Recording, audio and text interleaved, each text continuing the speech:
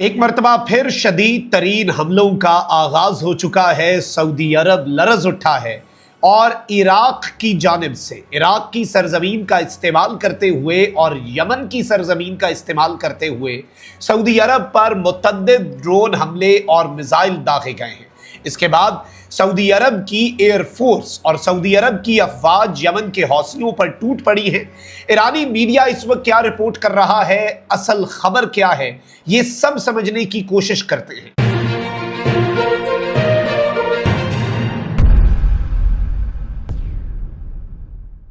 بسم اللہ الرحمن الرحیم، السلام علیکم، میں ہوں مخدوم شہاب الدین۔ 28 جولائی 2026 منگل کا دن۔ ناظرین اکرام، کچھ انتہائی عام ترین اپڈیٹس ہیں جو آپ کے سامنے رکھنی ہے۔ صورتحال تیزی سے تبدیل ہو رہی ہے۔ اس وقت سینیریو یہ بن چکا ہے کہ کسی کو علم نہیں ہے کہ کیا ہونے جا رہا ہے۔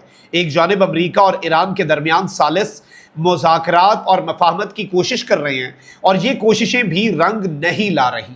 وہیں دوسری طرف سعودیہ اور یمن کے حوثیوں کا معاملہ، جتنی مرضی پاکستان نے اور ایران نے کوشش کی، اب یہ معاملہ تھمنے کا نام نہیں لے رہا۔ یہاں سے بھی کچھ تشویشناک اپڈیٹس ہیں۔ امریکہ ایران مذاکرات اور سعودی عرب اور یمن کے حوثیوں کے درمیان جاری تنازع کی تازہ ترین اپڈیٹس آپ کے سامنے رکھتے ہیں، لیکن اس سے پہلے اگر ابھی تک آپ نے اس ویڈیو کو لائک نہیں کیا، لائک ضرور کر دیں۔ کامنٹ سیکشن میں رائے کا اظہار بھی کیجیے گا اور پاکستان زندہ باد کا نعرہ آپ نے کامنٹ سیکشن میں ضرور لکھنا ہے۔ ناظرین اکرام، سب سے پہلے ایران امریکہ مذاکرات کے حوالے سے کچھ اپڈیٹس لے لیں۔ ایران کے نائب وزیر خارجہ کاظم غریب آبادی نے کہا ہے کہ تہران نے ثالثوں کے ذریعے کیے جانے والے مذاکرات میں امریکی تجاویز مسترد کر دی ہیں۔ اپنے بیان میں کاظم غریب آبادی نے بتایا کہ ایران نے یہ اقدام امریکہ کے بیجا مطالبات کے سبب کیا ہے۔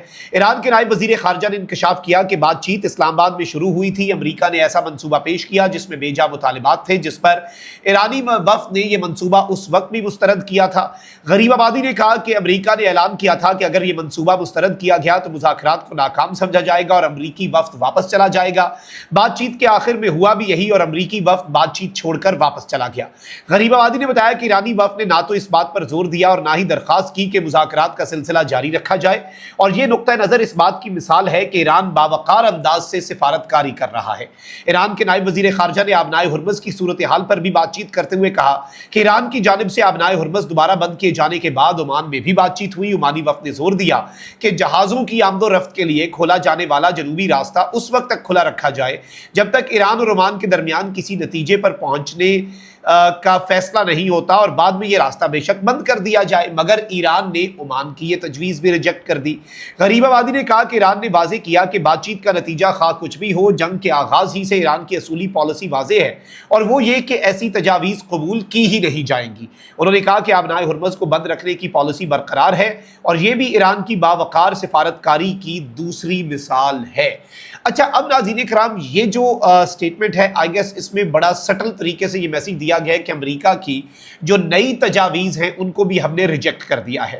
وہیں دوسری طرف امریکی صدر ٹرمپ نے دعویٰ کیا ہے کہ امریکہ نے ایران کی بحریہ، فضائیہ، عسکری قیادت اور فضائی دفاعی نظام کو تباہ کر دیا۔ ٹرمپ نے کہا کہ ہم نے ایران کی بحریہ تباہ کر دی، ان کی فضائیہ تباہ کر دی، ان کی قیادت ختم کر دی، ان کا ایئر ڈیفنس تباہ کر دیا، اور پھر ٹرمپ نے کہا کہ امریکہ نے ایران کی ڈرون اور میزائل بنانے کی زیادہ تر صلاحیت بھی تباہ کر دی اور اپنی سابقہ صلاحیت کے صرف 7% جو ہے اس رفتار سے ایران اب ڈرون بنا رہا ہے، اور اس طرح کی باتیں کی جن کا حقیقت سے کوئی تعلق نظر نہیں آتا، کیونکہ ریالٹی میں آپ کا اپنا میڈیا آپ کی اپنی ایڈمنسٹریشن کے ذرائع کا حوالہ دیتے ہوئے یہ بات کر رہا ہے ٹرمپ صاحب کہ ذخائر تو آپ کے پاس ختم ہو رہے ہیں۔ اچھا، پھر وہیں دوسری طرف ایران کو گزشتہ 47 سے 50 سال سے مشرق وسطیٰ کا غنڈہ جو ہے وہ قرار دیا۔ پھر ٹرمپ نے ایک اور اعتراف کیا کہ ایران کو خریدا نہیں جا سکتا، لیکن ساتھ ہی کہا کہ ایران کو خریدا نہیں جا سکتا لیکن اسے شکست دینا پڑتی ہے اور ہم اسے بری طرح سے شکست دے رہے ہیں، یعنی ہم ابھی بھی ایران کو شکست دیں گے۔ وہیں دوسری طرف ایران کی جو اعلیٰ مشترکہ فوجی کمان ہے اس نے اپنے بیان میں کہا کہ امریکہ کسی بھی غیر قانونی بحری ناکہ بندی کی کوشش اگر کرتا ہے تو اسے علاقائی تنازع کو مزید بڑھانے کے مترادف سمجھا جائے گا۔ امریکہ کی طرف سے کسی بھی خطرے کا بھرپور जवाब जो है वो हमारी तरफ से दिया जाएगा। अब ये एक बहुत वाज़ेह और दो टोक स्टेटमेंट जो है नाज़रीन इकराम ये सामने आई है, और इस स्टेटमेंट ने काफ़ी कुछ हमारे सामने क्लियर कर दिया है। अब नाज़रीन इकराम ज़रा अबनाए बाबुल मंदब की बात कर लेते हैं। सऊदी अरब और हौसियों के दरमियान कल भी झड़पें तो इसे हम नहीं कहेंगे, ड्रोन्स और बैलिस्टिक मिसाइल्स का तबादला जो है वो जारी रहा।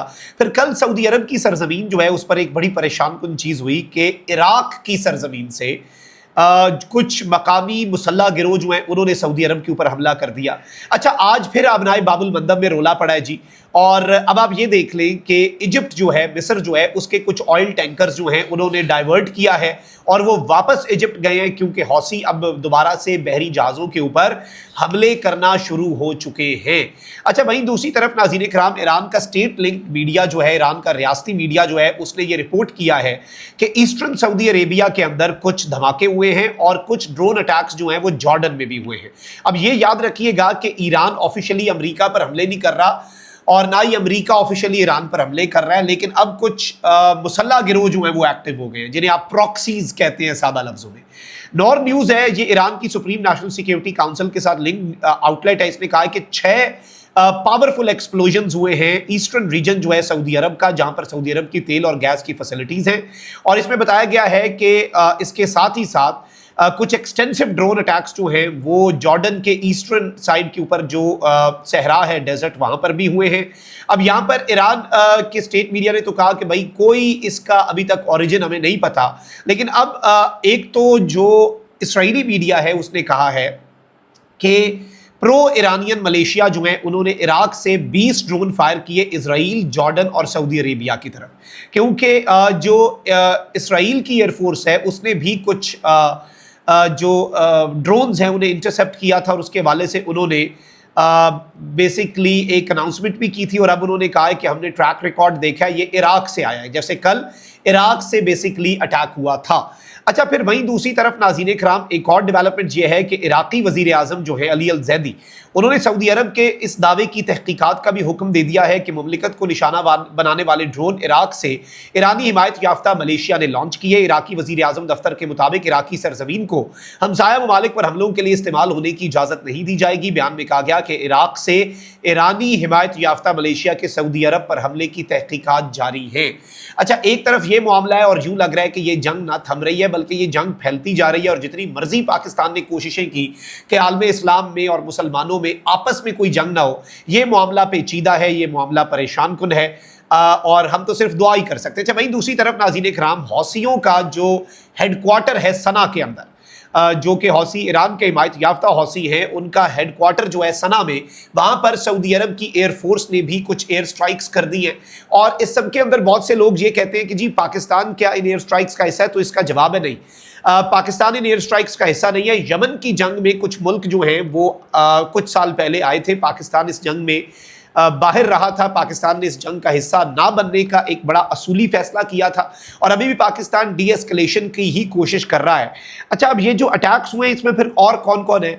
बेसिकली प्रेसिडेंशियल लीडरशिप काउंसिल जो है, जो यमन की ऑफिशियल सरकारी आलमी सतह पर तस्लीम शुदा हुकूमत है, तो ये जो PLC है बेसिकली इसकी तरफ से और इसकी तरफ से ऑफिशियली सऊदी अरब को ये मैंडेट दिया गया है कि काउंटर टेररिज्म के लिए आप हमारे मुल्क के अंदर हमारे साथ मिलकर काम करें।